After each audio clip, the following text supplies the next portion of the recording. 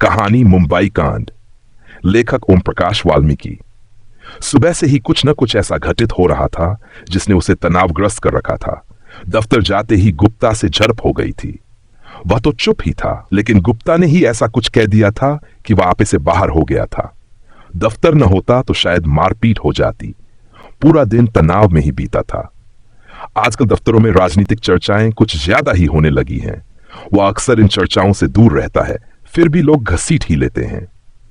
आज भी गुप्ता ने उसे नाम लेकर कहा था, क्यों सुमेर, आजकल तो धड़ाधड़ शहरों के नाम बदले जा रहे हैं, अपने शहर का नाम कब बदलवा रहे हो।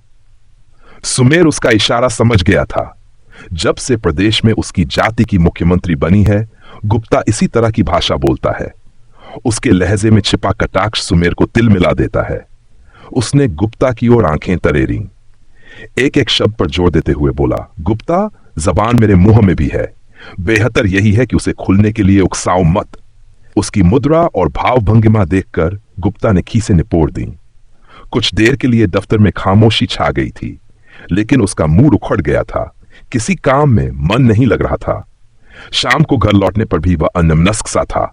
बार बार गुप्ता का चेहरा सामने आ रहा था। उसे लगता था जैसे गुप्ता जानबूझकर उससे इस तरह की बातें करता है। रात के समाचारों ने उसे और ज्यादा क्षुब्ध कर दिया था। वह आक्रोश से भर उठा था। समाचारों में पुलिस फायरिंग में मारे गए लोगों की लाशें देखकर वह हतप्रभ रह गया था। उसने अपनी सांसें घुटती सी महसूस की थीं। गोलियों के जख्म उसने अपने जिस्म पर महसूस किए थे। दूरदर्शन से लेकर टीवी के अन्य सभी चैनलों पर उसने बारी बारी से समाचार सुने थे। जुलाई का महीना था। बाहर तेज बारिश हो रही थी। मौसम ठंडा था, फिर भी उसे पसीना आ रहा था। उसने पंखे की स्पीड बढ़ा दी, लेकिन तपिश ज्यों की त्यों थी। वह किसी भी राजनीतिक दल का समर्थक नहीं था, न किसी का विरोधी ही था। उसकी राजनीतिक जागरूकता सिर्फ वोट डालने तक ही सीमित थी। लेकिन पिछले कुछ वर्षों की हलचलों ने उसे बेचैन कर रखा था। मंडल, अयोध्या और उत्तराखंड मुद्दों ने उसके विश्वास को ही तोड़ दिया था। अयोध्या प्रकरण के प्रारंभिक दिनों में उसने इस समस्या को ज्यादा गंभीरता से नहीं लिया था, बल्कि एक बार तो वह कारसेवकों के साथ अयोध्या जाने के लिए भी तैयार हो गया था। कारसेवकों की सूची में अपना नाम भी उसने दर्ज करा लिया था।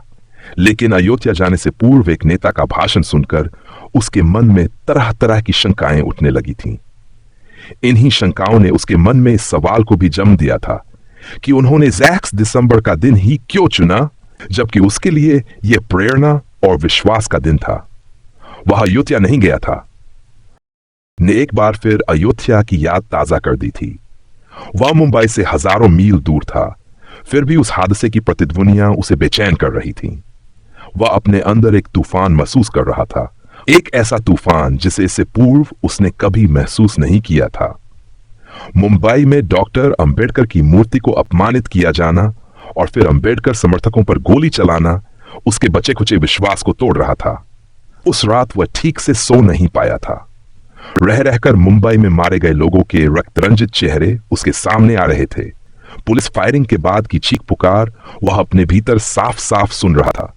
उसे गुप्ता का चेहरा याद आने लगा। गुप्ता उसे हमेशा नीचा दिखाने की कोशिश में रहता था। उसे लगा इस षड्यंत्र में कहीं गुप्ता भी शामिल है। उसके मन में कई सवाल उठ खड़े हुए थे, जिनके उत्तर वह ढूंढना चाहता था। इसी जद्दोजहद में मुंबई कांड का विरोध करने का विचार उसके मन में आया था। इस विचार को वह अपने मन से बाहर निकालने की कोशिश करने लगा। आखिरकार उसने दृढ़ निश्चय कर लिया था कि वह इस घटना का विरोध करेगा। लेकिन समस्या थी, विरोध किस प्रकार किया जाए। कलेक्टर के कार्यालय में जाकर विरोध दर्ज करे, लेकिन वहां पहुंचना ही एक मुश्किल काम था। एक विचार यह भी आया कि बड़े बड़े अखबारों में अपना वक्तव्य दे, लेकिन अखबारों का रवैया उसने पिछले कई मौकों पर अच्छी तरह देखा था। उनकी विश्वसनीयता संदिग्ध थी। एक विचार यह भी आया कि सांसद और विधायक से मिलकर अपना विरोध दर्ज कराए, लेकिन विधायक उसी सत्ता पक्ष से था जिसकी मुंबई में सरकार थी। एक विचार आत्मदाह का भी आया था, लेकिन उसे अंतिम रास्ता मानकर उसने फिलहाल मुलतवी कर दिया था। अंत में जो विचार आया वह था नगर में लगी किसी मूर्ति को अपमानित कर बदला चुकाए, ताकि विरोध की अनुगूंज दूर तक सुनाई पड़े। इससे उत्पन्न दुष्परिणामों पर भी उसने विचार किया था, लेकिन वह अपने निर्णय पर अडिग था। अब समस्या थी कि मूर्ति को अपमानित किस तरह किया जाए। मुंह काला करे, अंग भंग करे या फिर जूतों की माला पहनाए, मुंह काला करने का विचार उसे कुछ जंचा नहीं था।